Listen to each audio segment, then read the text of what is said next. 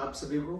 मैं जयवीर आपके साथ, और आज मैं आपको ऐसे योगी योद्धा, ऐसे सन्यासी से मिलवाऊंगा जिन्होंने अपना जीवन पूरा समाज के लिए, राष्ट्र के लिए और इस संसार के लिए समर्पित किया हुआ है। वैसे तो सन्यासी का जीवन इस संसार के लिए होता है और इस समष्टि के लिए होता है, परमार्थ के लिए होता है। वैसे ही स्वामी दयानंद, स्वामी विवेकानंद जैसे महापुरुषों के पक्षों पर चलते हुए और स्वामी रामदेव जी के संकल्प को साकार करने के लिए ऐसे हमारे पूज्य स्वामी जी आज हमारे साथ में हैं, जिन्होंने कई वर्ष अखाड़ों में पूज्य संतों के सानिध्य में रहकर साधना की। उसके पश्चात पूज्य स्वामी रामदेव जी के वैदिक गुरुकुल में भी अध्ययन किया 4-5 वर्ष। उसके बाद अब समाज की सेवा में, समष्टि के लिए, परमार्थ के लिए जिन्होंने अपने पूरे जीवन को समर्पित किया हुआ है, ऐसे पूज्य स्वामी प्रज्ञानंद जी महाराज हमारे बीच में हैं। और इनका मैं आपको परिचय करवा रहा हूँ। आप इनका देख रहे हैं, पूरा युवा सन्यासी हैं और बहुत धीर और गंभीर और स्थित प्रज्ञ हमेशा रहते हैं। हमें चिंतन में, मनन में इस राष्ट्र को किस प्रकार से बचाया जाए, इस राष्ट्र को तमाम प्रकार के समस्याओं से, तमाम प्रकार के ढोंग आडंबर से और ज्ञान किस प्रकार से इनके जीवन में जो अंधकार भरा हुआ है, जो अज्ञान भरा हुआ है, उसको निकालें अपने ज्ञान के माध्यम से, अपने आचरण के माध्यम से, अपने कृतज्ञ और कर्तव्य से, अपनी वाणी से और अपने शारीरिक बल से। ऐसे पूज्य स्वामी जी हमारे बीच में है। आपका बहुत स्वागत है। ओम प्रणाम सभी देशवासियों को। आज देखो, हमारा देश जो है, जिसको हम भारतवर्ष बोलते हैं, हमारा देश प्राचीन काल से ऋषि प्रधान और कृषि प्रधान देश रहा है।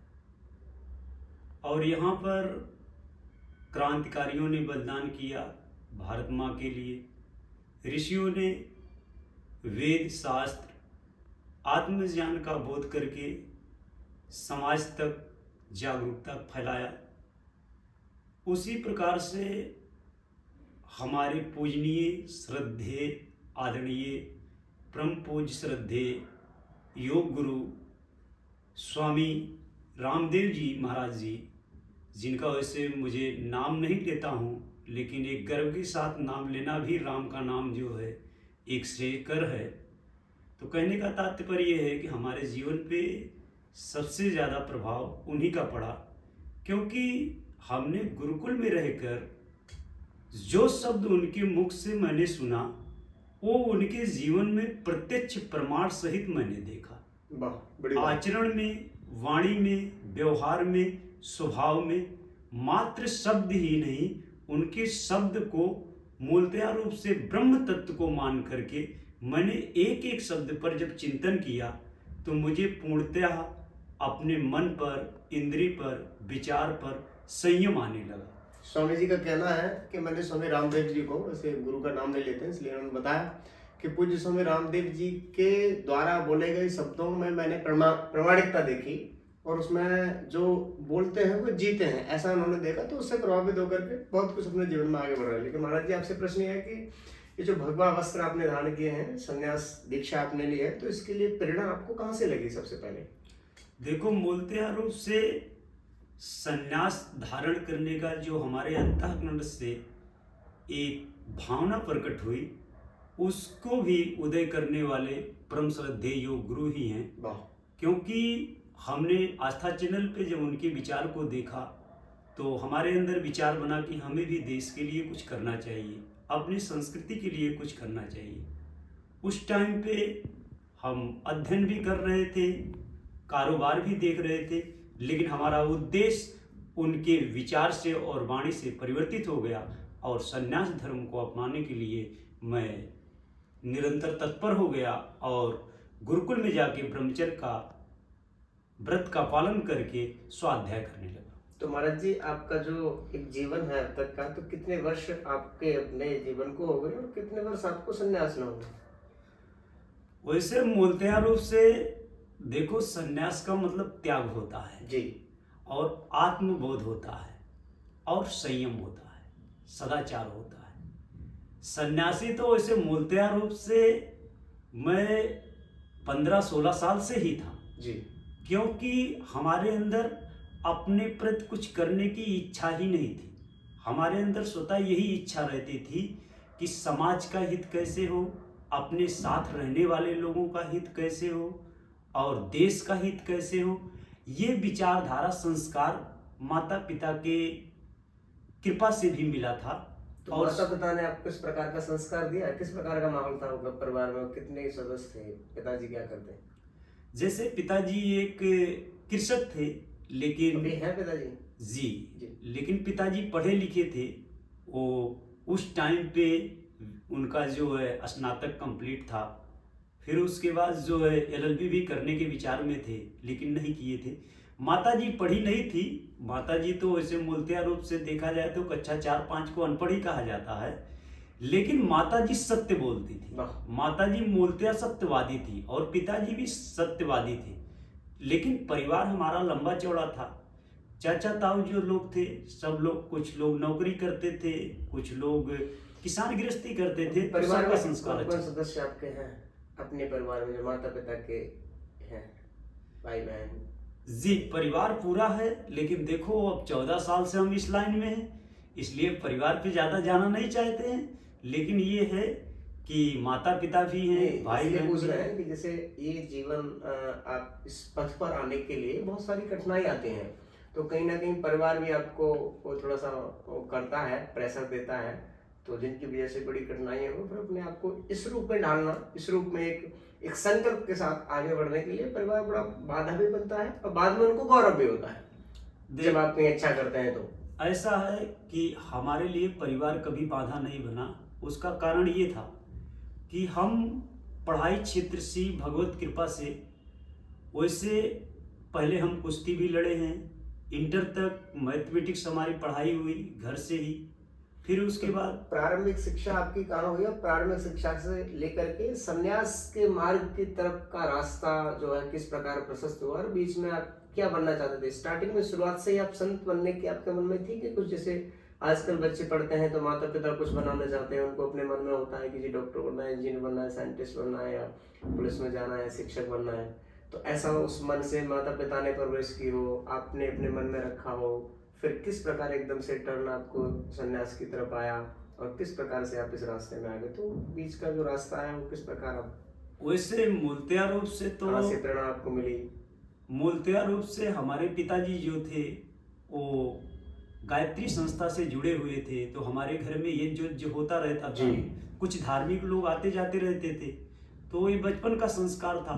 फिर हमारे पास में ही एक जो है बुजुर्ग संत रहते थे, वो छोटा सा एक प्राइमरी पाठशाला जैसे विद्यालय चलाते थे, तो पिताजी ने पहले हमको कक्षा 2-3 तक उनके पास रखे। तो वैसे संतों का सानिध्य तो मुझे बिल्कुल छोटी अवस्था में ही मिल गया था, और फिर घर का संस्कार भी छोटी अवस्था में मिल गया था।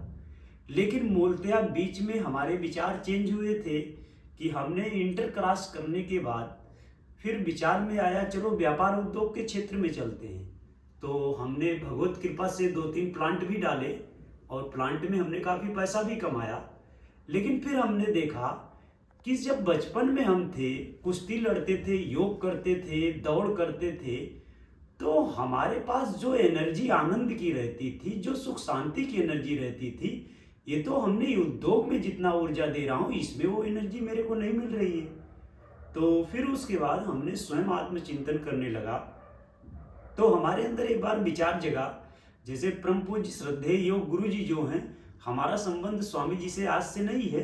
1999 में स्वामी जी हमारे विद्यालय में गए हुए थे योग कराने के लिए। आप विद्यालय भी चलाते थे? हमारा विद्यालय का जिसमें मतलब पढ़ते थे? जिस विद्यालय में हम पढ़ते थे, तो जो जिस कौन सी क्लास विद्यालय में थे तब आप? उस टाइम पे हमारा शायद 6वीं पीरियड में था। अरे, तो किस जगह विद्यालय था आपका? वो विद्यालय था अंबेडकर नगर जिले में, जो अयोध्या के पास में पड़ता है। तो आपकी जो जन्मभूमि अयोध्या है, अम्बेडकर नगर में? जी पहले फैजाबाद जिला था, अच्छा। तो फैजाबाद के अंतर्गत ही अंबेडकर नगर आता था। तो लेकिन ये है कि बीच में राजनीति के विभाग होते हैं, कुछ जिलों को तोड़ दिए जाते हैं, छोटे बड़े बनाए जाते हैं, चलो ये तो सब सिस्टम चलते रहते हैं। मूलतया रूप से उस टाइम पे अंबेडकर नगर जिला हो गया था, और स्वामी जी विद्यालय में गए थे, कुछ योग क्रियाएं बताए थे, कुछ और सारी चीज़ें बताए थे। तो हमारा संबंध तो 1999 से ही स्वामी जी से बन चुका था। जी। और फिर उसके बाद कुछ उनके नियम को जो हम धारण किए थे तो उससे हमको ऊर्जा मिलती थी। लेकिन बीच में जब हमने आपको बताया कि बीच में हमारा मोड़ ऐसा बना कि व्यापार क्षेत्र में विचार चला गया, तो हमने प्लांट पे चलने लगे। लेकिन हमने देखा जो बचपन का फील्ड था, जो बचपन का क्षेत्र था हमारा, जो सुख शांति आनंद उसमें हमको मिलता था, वो तो सुख शांति आनंद केवल व्यापार में नहीं है। अच्छा महाराज जी, ठीक है। लेकिन किसी न किसी जीवन के व्यक्ति के बीच में ना कुछ इस प्रकार की घटनाएं होती हैं जिससे वो अपना जीवन और चिंतन और अपना पूरी दिशा बदल लेता है। तो प्रारंभ में उस समय नौकरी करने का या फिर व्यापार करने का, शादी करने का ये मन नहीं था। अगर मन था तो इस प्रकार से कैसे एकदम से आप टर्न हुए, वो घटना आप बताइए। कहाँ से आपको कुछ ऐसा वैसे प्रेरणा मिलती है ना देखो, कहीं से? हमने पहले भी आपको बता दिया कि हमारा बचपन से साधुओं का भी संस्कार मिला था, माता पिता का भी मिला था। तो कभी मन में ऐसा नहीं था कि शादी करेंगे ना, ये करेंगे? ऐसा तो हमारा विचार आया ही नहीं। जबकि पिताजी एक बार बोले हमको, प्रबल संस्कार और संतों का सानिध्य आपको बचपन से ही मिला। जी जी। तो वैसे बीच में जो है हमारे ऊपर प्रेशर पड़ा कि मतलब कि आप जैसे एक गृहस्थ धर्म को अपना लें। तो लेकिन हमने पिताजी से साफ बोल दिया, पिताजी कुछ बड़ा लक्ष्य हमारा है और उस लक्ष्य को करने के लिए हम मात्र यहाँ रहकर नहीं कर सकते हैं। तो पिताजी ने हमारी भावना को समझ गए, क्योंकि वो पढ़े लिखे भी थे, आध्यात्मवाद से भी थे। उन्होंने बिना कहे ही मेरी भावना को समझ गए और उनके अंदर ये स्वतः ही प्रकट हो गया कि वो सोच लिए कि ये कुछ राष्ट्र के लिए, धर्म के लिए, संस्कृति के लिए कुछ करना चाहता है। लेकिन जब मैंने प्रस्ताव रखा उनके पास तो उन्होंने मुझसे बोला कि आप कोई दिव्य गुरु का चुनाव करो, बिना गुरु के आप धर्म का अच्छा काम नहीं कर पाओगे, क्योंकि धर्म के क्षेत्र में जाने से पहले धर्म का ज्ञान होना जरूरी है। आपने शुद्ध जो अध्ययन किया है तो एक इंजीनियरिंग लाइन का अध्ययन किया है। अच्छा, इंजीनियर बनना चाहते हैं आप? नहीं, मैं बनना नहीं चाहता था, लेकिन वैसे इंटर तक मेरा अध्ययन फिजिक्स, केमिस्ट्री, मैथ इन सब चीजों से हुआ था। क्या बात? तो इंजीनियरिंग लाइन का ही अध्ययन था। लेकिन हमारा मूलतः शुरू से उद्देश्य था उद्योगपति का। तो और बाकी भाई बहन हैं जिनकी शादी पिताजी ने कर ली हो? ऐसा है कि हमारे परिवार में सब लोग सुखी हैं, जितने भी हैं उतने में संपन्न हैं और कोई समस्या नहीं है। आपके अलावा आपके भाई बहन और भी हैं? जी जी। तो उनकी शादी विवाह कर दी है पिताजी ने? हाँ, भाई बहन बड़े हैं कि छोटे आपसे? बहन बड़ी अगर बताना चाहे तो बता दें। देखो ऐसी कोई बात नहीं है। बहन बड़ी थी, उसकी भी शादी हो गई, भाई छोटा था, उसकी भी शादी हो गया। लेकिन ये मेरा विषय अब नहीं रह गया, क्योंकि मैं 14 साल से इस लाइन में हूँ, इसलिए पारिवारिक विषय मेरा नहीं। ठीक जी जी। तो आपने जो जिस प्रकार की भावना के साथ, जिस विचार के साथ आप इस ओर आए, तो क्या आप संतुष्ट हैं जीवन से कि जो सोच के आए वो कर पा रहे हैं आप? मैं इस लाइन में आने के बाद मुझे मेरा सौभाग्य था। कई बार ऐसा होता है प्रभु कि कुछ लोग इस जीवन से अट्रैक्ट होकर के, प्रभावित होकर के, क्योंकि जीवन में बहुत सम्मान भी मिलता है, कुछ समस्याएं भी आती हैं, लेकिन उनको ना अच्छा पक्ष में वो प्रभावित करता है। तो बहुत लोग मेरे अपने जीवन में जिनसे मैं सीधा परिचित हूँ, कुछ समय के लिए सन्यासी बने, फिर वापिस आ गए, फिर सन्यासी बने, फिर वापस आ गए। ऐसा क्रम चलता रहता है। कई बार जिस जीवन में सुख मिलता है उस जीवन को अपनाना चाहते हैं, और ये साफ सीधी बात है कि व्यक्ति को दूसरे का जीवन ही अच्छा लगता है। ये बात ठीक है, आप समझते हैं इस बात को? तो वैसे ही आपको ऐसा तो नहीं लग रहा? अभी कितने वर्ष हो गए आपको सन्यास में आए हुए? वैसे मूलतः मुझे घर से त्याग किए हुए 14 साल हो गए। 14 साल में? 14 साल में आपको ये संतुष्टि है कि जिस विचार से आप आए थे कि मुझे राष्ट्र का सेवा करनी है, देश हित में काम करना है, उतना कर पा रहे हैं आप? कोई पछतावा तो नहीं है जीवन में आके उससे? हमने ऐसे आपके चेहरे से, एक्टिविटी से तो नहीं लगता है, आप हमेशा ऊर्जा में रहते हैं, लेकिन उतना कर पा रहे हैं क्या कि कुछ तैयारी चल रही है क्या है? 100% मैं इसमें पूरा संतुष्ट हूँ, शांत हूँ, आनंदित हूँ। क्योंकि आपको पहले भी मैंने बता दिया कि स्वामी जी का चुनाव मैंने 1999 में किया था। तो जो इससे गुरु का हृदय से चुनाव कर लिया हो, वो व्यक्ति चाहे संन्यास धर्म में रहेगा, चाहे गृहस्थ धर्म में रहेगा, वो हर जगह संतुष्ट है। इस बात को मैं इसलिए कह रहा हूँ कि जो बाकी हमारे सुनने वाले लोग हैं, जिनके मन में इच्छा होती है कि जी परिवार को छोड़ करके हम संत बन जाएं, हम समाज सेवा में लगे, हम राष्ट्र की सेवा हमें करनी है। जैसे महर्षि दयानंद कहते हैं कि अगर आपको देश सेवा करनी है तो आप सन्यासी बन के ब्रह्मचारी रह के ही उत्तम सेवा कर सकते हैं, परिवार के साथ उतनी सेवा नहीं कर सकते। तो ऐसी भावना रखने वाले लाखों और लोग अगर इस प्रकार का चिंतन मनन उनके जीवन में चल रहा हो तो उनका भी कुछ क्लियरिटी दिमाग की होगी। तो ऐसा तो नहीं है कि जीवन में कि पूरा प्रसन्नता और आनंद आपको है, उतना संतुष्ट है अपने काम से कि हम कर अपने पा रहे हो? काम से पूरा 100% प्रसन्न और शांत जितना हैं। सोच के आए थे उतना हो पा रहा है? जितना हम सोच के आए रहे निकले थे उतना मैं पूर्णतया रूप से कर रहा हूं। क्यों? क्योंकि मैंने जितना सीखा पतंजलि गुरुकुल में रह के या उसके पहले स्वामी जी के प्रवचन से जितना मैं सीखा था, उस चीज को मैं पूरा अपनी ऊर्जा को सही दिशा में प्रयोग कर रहा हूं, इसलिए मैं पूर्ण संतुष्ट हूं। आप जब 14 वर्ष आपको हो गए, 14 वर्ष से पहले आप जब स्कूल कॉलेज में पढ़ते थे तो आपके साथी बहुत सारे पढ़ते होंगे आपके साथ, कुछ लोग आपको याद भी होंगे और कुछ लोग अभी भी फेसबुक के माध्यम से कहीं ना कहीं आपको मिल ही जाते होंगे उनके दृश्य देखने के लिए। तो आजकल उनकी पार्टियां होती हैं, उनकी मस्ती होती हैं, वो अपने बच्चों के साथ में, परिवार के साथ, समाज के साथ, कोई राजनीति में होगा, कोई व्यापार में होगा, कोई कहीं होगा, वो उनकी जो मौज मस्ती चलती होगी और उससे पहले आप भी उनके साथ चल रहते होंगे। तो आपको कहीं लगता है कि वो उस प्रकार के जो लोग हैं, तो वैसा आपके मन में कभी आता है ऐसा करने का? वैसे तो उस समय आता था कभी? और वैसे उनको देख के आपको क्या क्या लगता है? वैसे क्या तो विचार आता है? मैंने कभी अपने जीवन में दूसरों के जो गुण कर्म स्वभाव है उस पे ज्यादा मैंने फोकस ही नहीं किया। मैंने बचपन से ज्यादातर अपने से 2 गुना 3 गुना उम्र वालों से मित्रता की और उनके साथ उतना बैठना ज्यादा सीखा। हमारे जो बचपन के सहपाठी थे उन लोगों से जो हमारे वास्तविक रूप से हृदय से जुड़ी हुई मित्रता थी, वो तो वास्तविक रूप से मेरे जैसे ही गुण कर्म स्वभाव था, इसलिए उनमें कभी किसी प्रकार की त्रुटि ना हुई है ना हो सकती है। जी। तो ऐसा सोचने का कोई विकल्प ही नहीं रहा कि हम उनके कोई चीज को सोचें। और मूलतः हमारा बचपन से ऐसा अभ्यास था कि हमारी आत्मा सत्य को स्वीकार करती थी और जिसमें पूर्णतया मुझे अनुभव होता था कि ये प्रमाणिक पुरुष हैं, महापुरुष हैं, सत्य पुरुष हैं, उन्हीं पे हम दृष्टि डालते थे, उन्हीं के पास उठते बैठते बचपन थे। से इसलिए मुझे ऐसा कोई बचपन गलत से सोचने का अवसर ही नहीं हुआ। जैसे आजकल जो युवा है ना वो रोल मॉडल बनाते हैं हीरो हीरोइन के लिए, तमाम प्रकार के जो दिखाते कुछ हैं होते कुछ हैं, ऐसे लोगों को रोल मॉडल बना के उनको देखते हैं, उनको फॉलो करते हैं, जिनसे उनका जीवन बड़ा प्रभावित होता है, वह चिंता में पड़ जाते हैं, डिप्रेशन में पड़ जाते हैं और साथ में तनाव में अपने लक्ष्य बढ़ाए जाते हैं। तो आपने रोल मॉडल कौन चुने थे उस समय बचपन से? किसको आदर्श मान करके आप आगे बढ़ते थे? वैसे तो बचपन में हमारे जो आदर्श थे वो मूलतया रूप से सुभाष चंद्र बोस, भगत सिंह थे। वाह। मूलतया रूप से जो हमारी वास्तविक अंदर से सोच थी वो क्रांतिकारियों की थी, लेकिन धीरे धीरे केवल 2 ही थे आदर्श। संन्यास जीवन में आप आए हैं, आप उस जीवन में तो नहीं, आप नेता भी नहीं बने, अब फ्रीडम फाइटर भी नहीं बने। वो भी एक तरीके से नेता ही थे जिन्होंने पूरे अंग्रेज की सरकार को हिला दिया था, भगत सिंह ने। तो अगर आप उनको आदर्श मानते हैं तो वो जीवन तो आपने नहीं चुना, हालांकि इसमें भी काम वही है, लेकिन एक इस वाले रूप के आदर्श कौन थे? वो भी ठीक है, वो भी योगी थे। देखो इस हमारे रूप में उनके आने लिए भी के केवल यही था, राष्ट्र धर्म सर्वोपरि मान करके चलने वाले लोग थे, ये तो ठीक है, पर संन्यास जीवन के आपके कौन आदर्श थे?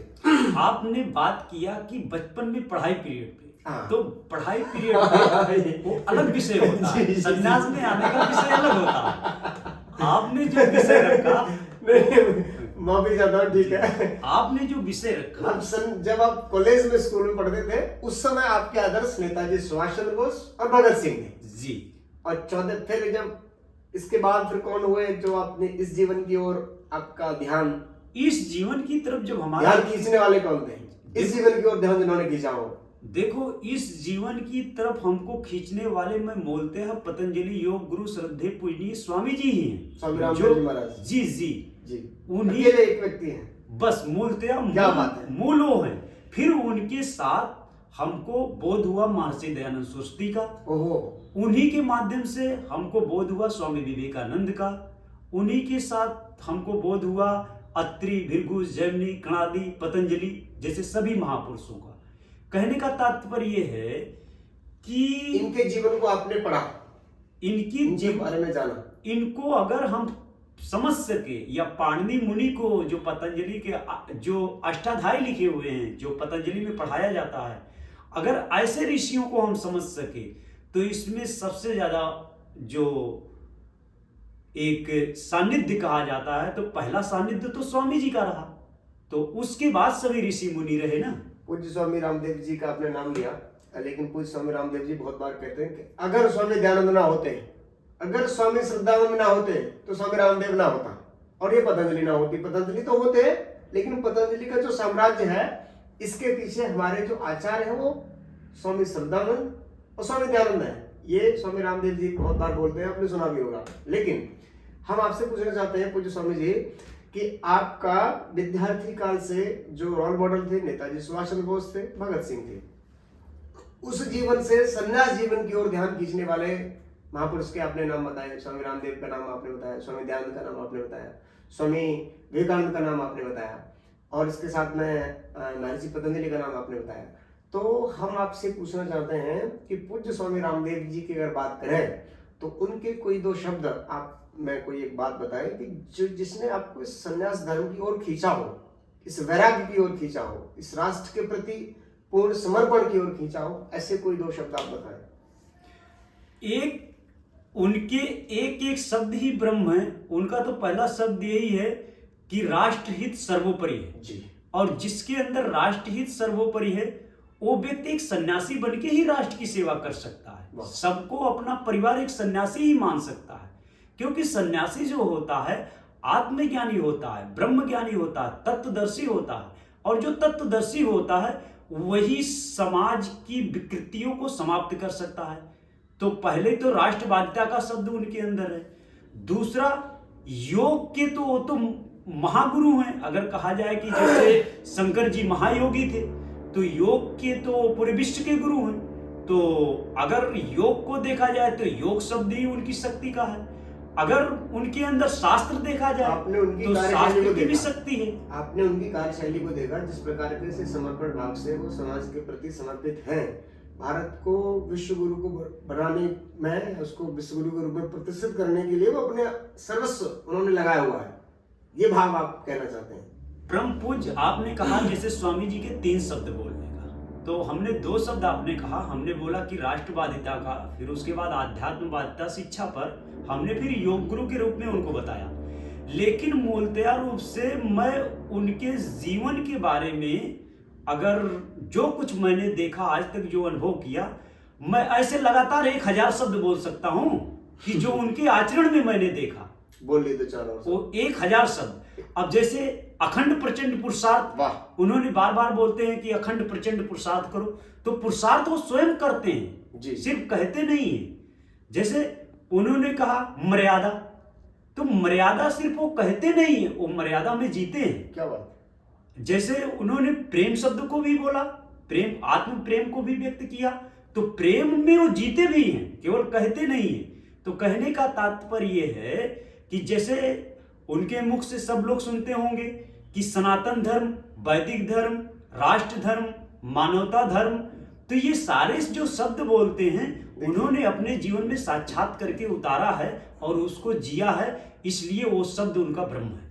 महाराज जी, जिस प्रकार से आपने स्वामी रामदेव जी के बारे में जो चीजें बताई हैं कि जो शब्द वो बोलते हैं वो जीते हैं, प्रामाणिकता के साथ जीते हैं। लेकिन आपको जो लोग देखते हैं, दर्शक देख रहे होंगे, मैं देखता हूँ, तो मैं इन तीनों महापुरुष को आपके अंदर देखता हूँ। स्वामी रामदेव को आपके अंदर देखता हूँ, स्वामी श्रद्धानंद और स्वामी दयानंद को आपके अंदर देखता हूँ, और जब मैं आपको देखता हूँ तो स्वामी विवेकानंद का भी स्मरण ना आए ऐसा भी संभव है।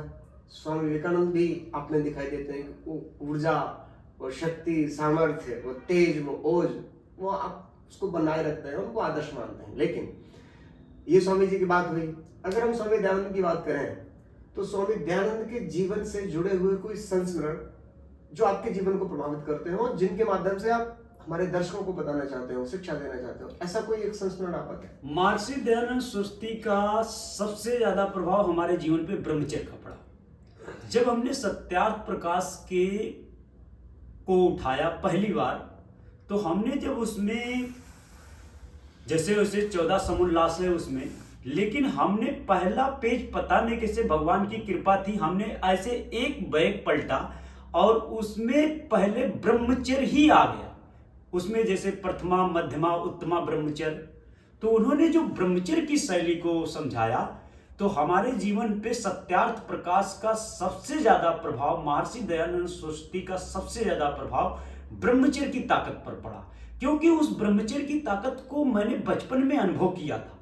जैसे जब बचपन में हम कुश्ती लड़ते थे, योग करते थे, तो हमारे पास इतनी अपार ऊर्जा रहती थी कि जिसको मैं वर्णन नहीं कर सकता था। कि मैं बचपन में 10 कार्य को करता था, खेती में भी हाथ बटाता था, व्यापार में भी हाथ बटाता था, पढ़ाई भी करता था, युद्ध भी करता था, राजनीतिक में भी सहयोग करता था, मेरे कभी थकावट नहीं लगती थी। और जब उस महर्षि दयानंद सरस्वती के सत्यार्थ प्रकाश के शब्द को मैंने पढ़ा तो मेरे अंदर एकदम वो आग पुनः जग गई कि ये तो सत्य ये था, कहीं इस सत्य से कहीं क्षणिक हमारा मानसिक भटका तो नहीं। तो देखो, जैसे युवा उम्र होता है तो युवा उम्र में क्या होता है, शारीरिक ब्रह्मचर्य को तो आप रोक लोगे कुछ मेहनत करके, लेकिन मानसिक ब्रह्मचारी जो होता है उस देश को क्या, इस पूरे धरती को बदल सकता है। इसलिए मानसिक ब्रह्मचर्य की जो ताकत हमारे अंदर आई वो महर्षि दयानंद सरस्वती के सत्यार्थ प्रकाश से उदय हुआ। तो क्या मानसिक ब्रह्मचर्य का क्या मतलब है, किस शब्दों में बताना चाहेंगे आप? मानसिक ब्रह्मचर्य का मतलब ये है कि हमारे मन में एक पल भी, पहली चीज तो गलत विचार ना आए मां बहन बेटी के प्रति, जैसे उसमें वासना की कोई भावना ही ना आए मन में वासना का, काम वासना का कोई विषय ही ना रह जाए, वो विषय ही जड़ से खत्म हो जाए, उसको मानसिक ब्रह्मचर्य कहते हैं। महाराज जी, अगर ये विषय नहीं आएगी काम वासना की तो सृष्टि कैसे चलेगी?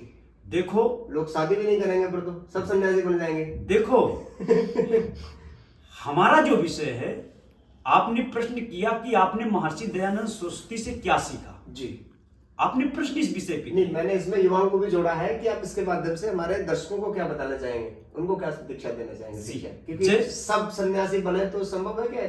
सब तो नहीं बन पाएंगे। देखो, आपने फिर प्रश्न किया कि मतलब कि सबके जीवन के लिए उनको साथ जोड़ के चलना है ना, तो ये सही आप कह रहे हो।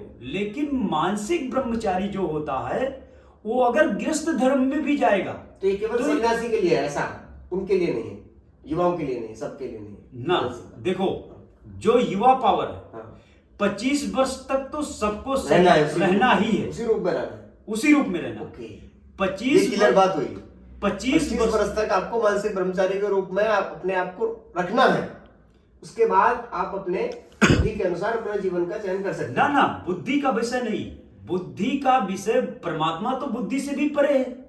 जो परम तत्व है, जो सच्चिदानंद स्वरूप है, जो आनंद स्वरूप है, जिस रस को हम ब्रह्मचर्य से पाते हैं, जो हमारे अंदर आनंद का रस मिलता है, उस रस का मूल ब्रह्मचर्य है। और उस रस को क्या हम गृहस्थ में जाके निरर्थक व्यस्त कर दें? गृहस्थ में जाने के बाद भी ब्रह्मचर्य की चेतना जिसके अंदर रहेगी वही रामकृष्ण जैसे संतान की उत्पत्ति दे पाएगा। तो इसलिए गृहस्थ में भी जाके उसकी चेतना ब्रह्मचर्य में ही रहना चाहिए, लेकिन संयमित रूप से अगर वो एक संतान की उत्पत्ति देना चाहता है तो उसको 16 संस्कार में बताया गया है कि एक यज्ञ तौर पे, एक आहुति तौर पे वो संतान की उत्पत्ति दे, लेकिन उसकी चेतना ब्रह्मचर्य से सदैव जुड़ी रहे, क्योंकि रोग का निवारण, शोक का निवारण, दुख का निवारण मात्र ब्रह्मचर्य ही कर सकता है।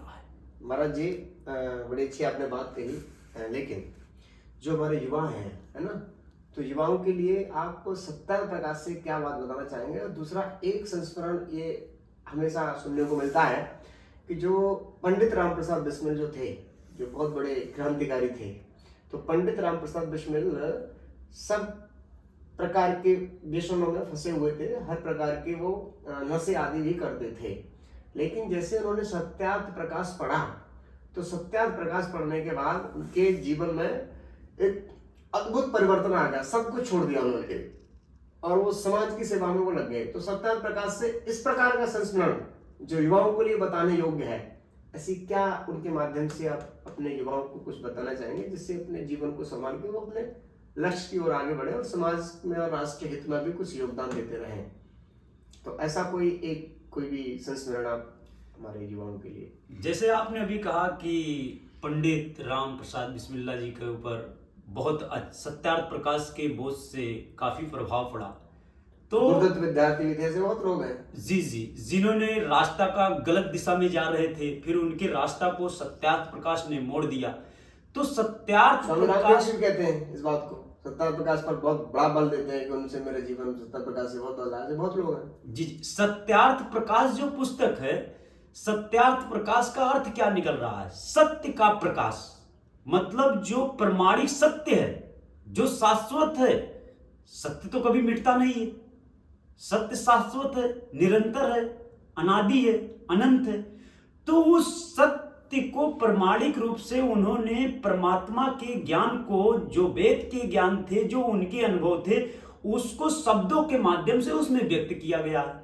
अब मैं ज्यादा ना बताते हुए, आपने कहा कुछ थोड़ा बताओ, तो हमारे युवाओं भाइयों को सिर्फ सत्यार्थ प्रकाश का पहला चैप्टर पढ़ना चाहिए। जैसे ईश्वर क्या है, जैसे आज संसार में भ्रांति में लोगों को डाल दिया गया। कोई कहता है कि मैं राम जी का भगत हूं, कोई कहता है मैं हनुमान जी का भगत हूं, कोई कहता है मैं कृष्ण जी का भगत हूं, कोई कहता है कि मैं गुरु नानक का भगत हूं, कोई कहता है गुरु गोविंद सिंह का भगत हूं, कोई कहता है कि मैं पीर का पैगंबर का भगत हूं, कोई कहता है कि मैं ईसा मसीह का भगत हूं। अगर कोई सत्यार्थ प्रकाश का पहला समोल्लास पढ़ ले, वो चाहे हिंदू हो, मुस्लिम हो, सिख, ईसाई हो, जैनी हो, बौद्धि हो, कुछ भी हो, तो मूलतः रूप से उसे पूर्ण ईश्वर तत्व का बोध हो जाएगा। ईश्वर है क्या, और उसमें ईश्वर को क्या बताया गया है? सच्चिदानंद स्वरूप। सच्चिदानंद क्या है? जो शाश्वत सत्य है, वही सत्य है। और चित्त क्या है? चित्त तो आप सब लोग जान रहे हो कि जो हमारी चेतना है, आत्मा चेतन स्वरूप है। और आनंद क्या है? आनंद उसका स्वभाव है। परमात्मा का जो मूलतः स्वभाव है वो आनंद है। परमात्मा जो वास्तव रूप में है, चेतन स्वरूप है। परमात्मा जो वास्तव रूप में वो सत्य है। तो उसको हम सत्यार्थ प्रकाश के पहले समोल्लास को पढ़ के जान सकते हैं। इसमें न हिंदू, मुस्लिम, सिख, ईसाई, जैनी, बौद्धि, मैं किसी मतपंथ संप्रदाय का नाम नहीं ले रहा हूं, लेकिन सब अगर उसको पढ़ दें तो मूल परमात्मा की उपासना सब करने लगे। और एक परमात्मा की उपासना, एक परमात्मा की साधना ही सब में प्रेम, सब में मानवता, सब में करुणा, सब में दया, सब में प्रीति की भावना प्रकट कर सकती है।